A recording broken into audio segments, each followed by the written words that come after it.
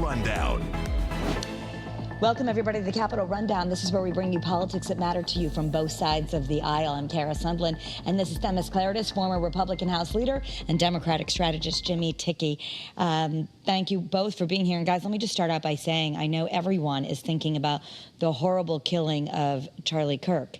And it really doesn't matter if you agree with him or not. He really stood for sort of what this show is about, of having opposing views and having discourse about them, which is, as you both of you, I'd like you to comment, and that is the foundation of democracy, that a Republican and Democrat can totally disagree, but you guys can all still be friends.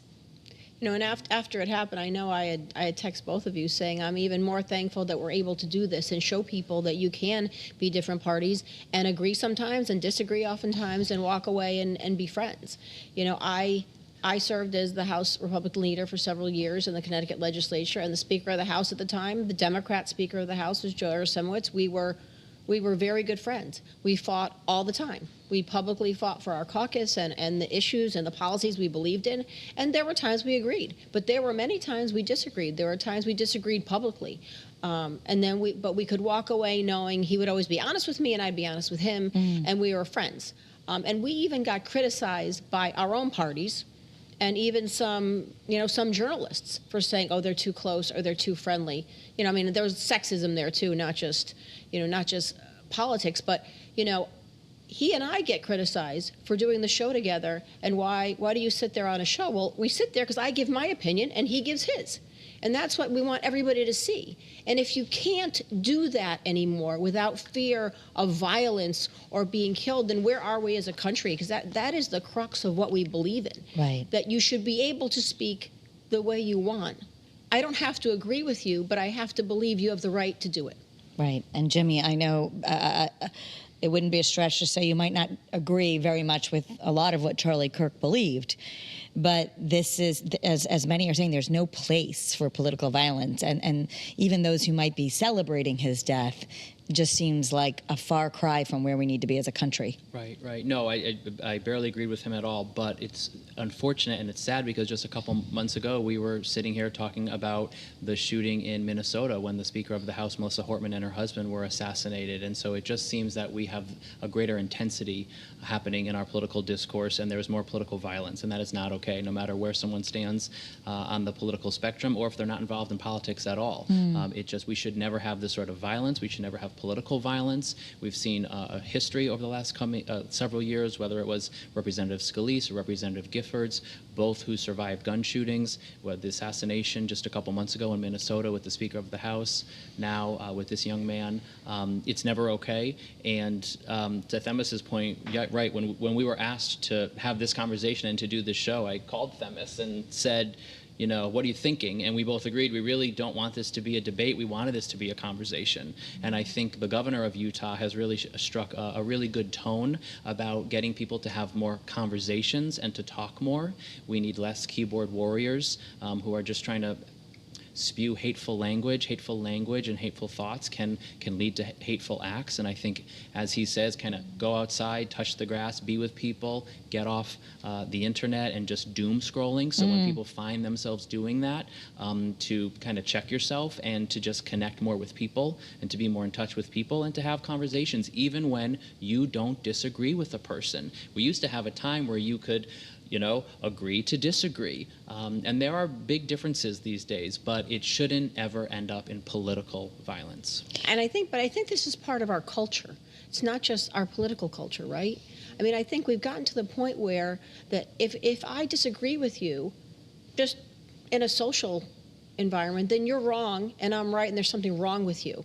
And then I'm going to say bad things about you. I mean, it's gotten much worse. I mean, that always happened, of course, because it's human nature, but it's gotten much worse and it's been much more magnified. Right. You know, like we teach our kids, right, as siblings, when you're fighting and disagreeing, you have to find common ground. So let me ask you this. You both have experienced people within your own party criticizing you for either being on a show like this or trying to compromise.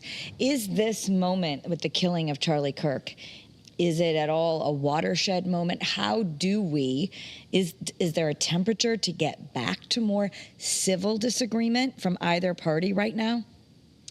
I do think leadership comes from the top, and I've seen the comments that the president has made in the last couple of days. I mean, I could only hope that this is a moment where people take it back a notch, but that has to come from leadership as well. I had that same thought back in June with the assassination of the Speaker of the House in Minnesota. So, of course, I'm an optimist, and I want us to think that maybe now we can take a moment, but people need to, again, maybe a little less hateful posting online, conversations, think through your thoughts, talk to your leaders. Leaders in elective office have the responsibility as well to not fan these sorts of flames, and to get back to a place where know what it means to be protesting purposefully. You can vote, you can volunteer, you can get involved, you could run for office, but moving into more doom scrolling, hateful language, which can lead to hateful acts, is dangerous. Mm-hmm.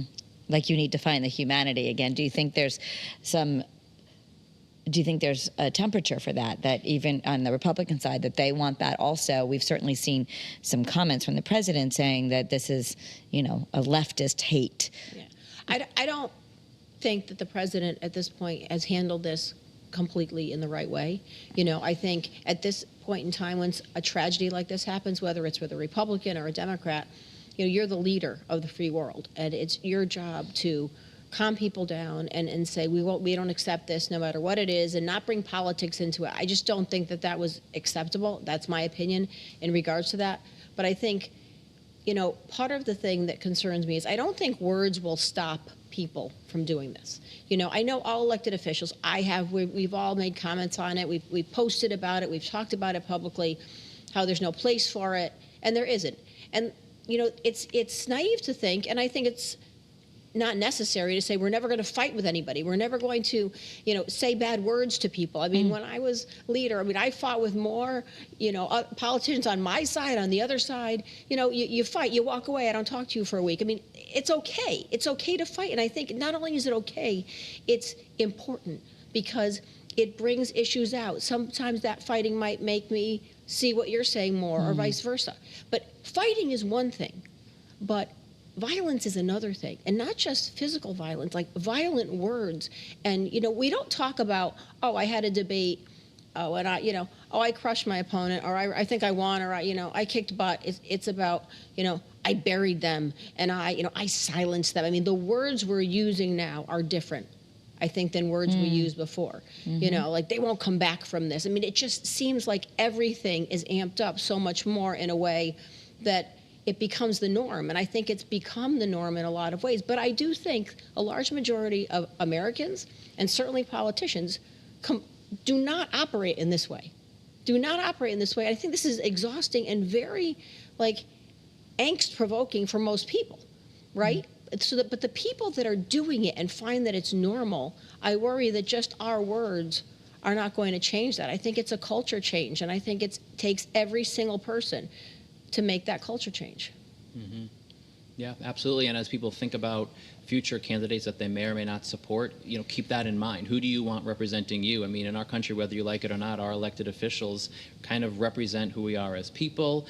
They have the bully pulpit, whether it's the head of a state or a head of a federal government. And so when tragedies like this happen, all too often, they are the people we look to. And if they are not coming through with a message that can unify a country, then you're really void of a leader, and you're really void of a moment where we could come together. I mean, we just honored the anniversary of September 11th a couple weeks ago, and we all talk about how the unity that came together. So the acts are sad, but what's also sad is that the aftermath never seems to truly bring people together in a way that maybe we can start to stop this madness.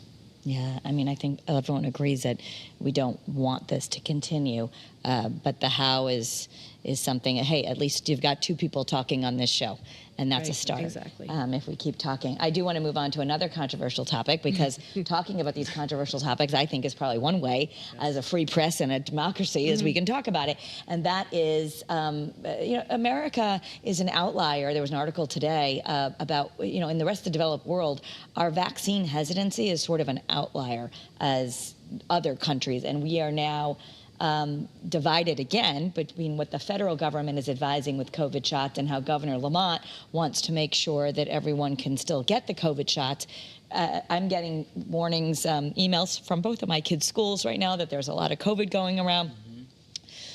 Themis, let's start with you. What do you think of the governor taking a different position than the CDC and the feds at this moment on vaccines for here in Connecticut? I think that the federal government's position on vaccines is controversial, at least. And I think that Governor Lamont represents the state of Connecticut, and he has to do what's best for the people of the state of Connecticut.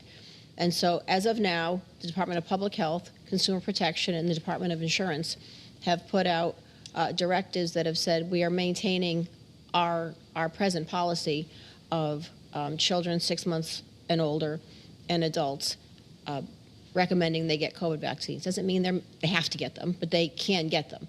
Mm-hmm. My problem with this whole thing is, and we can debate whether you believe in vaccines, you don't believe in vaccines, how many do you believe in? I mean, that's a big discussion. But I think for purposes of this, we hear from Washington, especially from Secretary Kennedy, saying that we believe that, your health is your own choice and it's freedom of choice and that freedom should be yours. Okay, well, I understand that, and certainly I agree with that to a certain extent. But also, what he's doing by taking away these recommendations is directing insurance companies to say, okay, now we don't have to cover them. And so now some people who have the choice and choose to get a vaccine, their insurance is not going to cover that. Now we're okay in the state of Connecticut if it's a state of Connecticut health insurance plan for right now. But if there's a self-insured company that you get your insurance from, they may not cover it. Because insurance companies, they're going to take any opportunity to not cover something. They're not going to do extra. Right. So what they're doing is by doing that, he's taking away your choice because now you have less choice. Yeah. And I think that's a big problem. Yeah. And Jimmy, what do you think? Right now, again, it's not, I think nobody's asking to go back to mandates. We're not in a pandemic anymore. But the idea that Governor Lamont is saying, if you want a COVID vaccine, you should be able to get one. And by the way, we recommend it for a lot of people. Right. Yeah. No mandates at all. Options and respect for people who want to get a vaccine. We are entering the upper respiratory virus season. It's happening as we enter the fall. And so if you are an adult, if you're an older person who has a history of some upper respiratory illnesses, you might want to get a vaccine. So if you choose to get that vaccine, it should be there for you. So what we're seeing come out of the federal government, particularly around the HHS, and our Secretary of HHS is murky at best. They fired the external panel for vaccines. And so there's a lot to be desired about what is the regulation, if any, coming out of the federal government. It's quite murky. And so Connecticut is at least going to stand up for Connecticut residents as much as a state can through this multi-pronged approach across many state agencies to allow them to have the guidance, to have the wherewithal, so pharmacists knows they can prescribe the COVID vaccines that is available to people if they're on an insurance plan here in Connecticut. And so those are really important steps. And so again, if the feds change policy and it affects private insurance, that is something that we will see play out. But for right now, you see Connecticut leading the way, saying if you want to get the COVID-19 vaccine for the season ahead, it's available to you through guidance that has been made available to pharmacists and for others here in the state of Connecticut. Yeah, and so talk to your own doctor. Themis, I just want to bring this in also because beyond vaccines, the Republican Party is, especially with at least the Kennedy camp, very concerned that we can't trust some of the stuff coming out of the medical institutions, so to speak, that's why he's blowing up the CDC, that too much money and big pharma influencing things. And you would have a lot of small independent doctors in this state, especially naturopathic doctors, who would agree with that to a certain extent, but that they want more options, they want more ability to treat people the way they want to be treated. Where do you see us, if you could snap your fingers as a Republican and say, this is what I'd like to see change, or this is what I want people to feel when it comes to healthcare in America, would you change anything right now? Well, as somebody who believes in naturopathic medicine, in addition to, traditional medicine, I have both doctors and I go to both, and then I get all the information I need to get and I make my decisions. But I know in Connecticut we've struggled for many years with allowing naturopathic doctors to be able to do more things than they do now. And the real struggle with that is that the argument is their level of education does not allow them to do certain things like prescribe certain drugs or do certain treatments. Even though other states allow it. Even though other states allow it. And for me, I would rather have our state have a higher threshold for everything. I mean, I do. I mean, it's our health. It's our lives. It's our, we want to trust that our state is taking care of us, not just saying, okay, you go to whoever you want and you can prescribe whatever you want. I mean, again, I support naturopathic doctors, and I do believe they should be able to do more, but I also believe that their education should be commensurate with that, and that's how we should judge that. Yeah. And to be clear, a lot of naturopathic doctors do go to 5 years of med school, but it depends on where and what their training is, and we do have a. I bring it up because I know there's a bill to allow them to do more because we have a primary care shortage, and we need. People can't get in to see primary care right now. So anyway, as we talk about choice in healthcare, I'm sure we're not going to settle it all right here. I do want to move on to energy, and that is there was a wind project that was there to bring more wind power to both Connecticut and Rhode Island. And at the final hour, in the 26th mile, the administration, President Trump, pulled the plug. And I don't know what that's going to mean ultimately for this project, but I know people are very concerned about energy prices here. So can you weigh in, Themis, about where we go from there? I mean, certainly people are concerned about energy prices. And in regards to this issue, so people understand, it's an offshore wind project. Revolution is the company that did it. And President Trump does not like renewables. He does not like wind. He prefers fossil fuels. Now, listen, that is his prerogative. The previous president had other feelings in regards to energy, and you're going to get presidents that support one versus the other. And if he decided now, okay, going forward, I'm not going to support any wind projects going forward, not new ones, that's one thing. Okay, that's one thing. But this project was 10 years in the making, $4 billion down the road, 90% done. You have the new London, Connecticut port that has been built up to be the hub of offshore wind in the Northeast. You have workers out on the water in boats waiting around figuring out what's going to happen. Is this going to go or is this not going to go? I mean, you have people that have put billions of dollars into a project. When people put capital into a project, they need to know there's certainty. And when somebody pulls the plug this far down the road, what that says is Connecticut, Rhode Island, whatever, this administration, it's not a good return on our investment. And we may not want to invest next time. And if we want to invest next time, it's going to cost you a lot more money, right? That is just basic business sense. So whether you like wind, whether you like solar, whether you like any of that stuff, again, we could sit here all day and debate that. This is a pure business, a pure business calculation. And you do not stop something 10 years down the road, $4 billion in, workers all over the place, all the amount of jobs that New London area and port's going to get, all the amount of jobs, skilled workers, right? People, what it's going to bring in. I mean, that is just a bad business thing, and it's bad for our reputation. Is there a chance that it's going to turn around at this point? I mean, given... We hope so. I mean, it's like everybody's keeping their fingers crossed at this point. Right. Well, the states have pushed back, and so this will now go to the courts. There are conversations happening with the federal administration, which has been, publicly reported, trying to save this. This was almost done. It was almost done, complete, like more than 95%, right? Yes, built out. And over Labor Day weekend, folks find themselves out of a job. Contracts canceled, and this was a huge investment. It was estimated that it would have powered about 350,000 homes in Connecticut. So for those that are interested in energy prices, it would have at least maintained or started to bend some curve down, offering more options and energy renewables into our state as well as Rhode Island. It was long talked about. It took many, many years to build out. Hundreds and thousands of jobs that were skilled workers. It was a good project that had the backing of local, state, and federal governments, and then the plug gets pulled.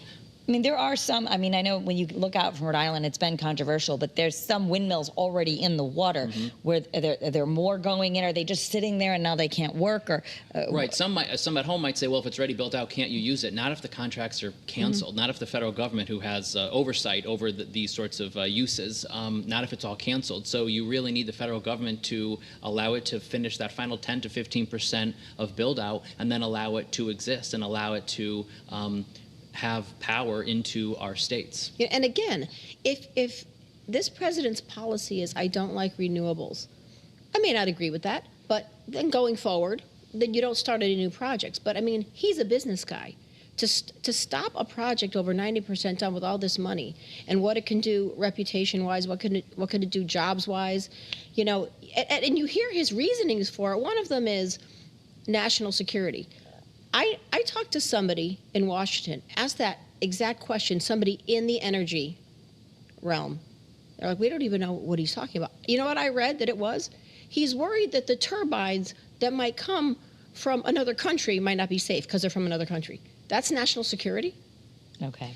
So, It's you know, disruptive. Yeah, it just workers- hopefully there's all lawsuits are going on now, Connecticut, Rhode Island, and it's all hands on deck. It's a waste so of money. It's hopefully- been a waste of money and a waste of time and a waste of workers putting their work and sweat into this. So hopefully through the courts and through some conversations that can happen between state and federal levels, maybe we can save this. Governors have really band together, bipartisan collection that care about these sorts of things, that had projects ready to go. So if you already said it, let's do it. Let's make it happen. Let's save these jobs. So stay tuned on that. Yes. We've come to the end of our time, but again, thank you for being here for the Capitol Rundown. I think more than ever when we talk about it this week, it is important to have a format where both sides, Republicans and Democrats, can get together and just talk about issues that matter to you. So thank you to our insiders. And if you want to watch more Capitol Rundowns, we address new topics every week. You can find it on WFSB.com. Click on local news, or always streaming for free on WFSB Plus. You can go back and watch other episodes as well. Thank you both. Thank you. And join us for Eyewitness News at 4. We'll, of course, have the very latest on the court appearance in the suspect of the Charlie Kirk killing.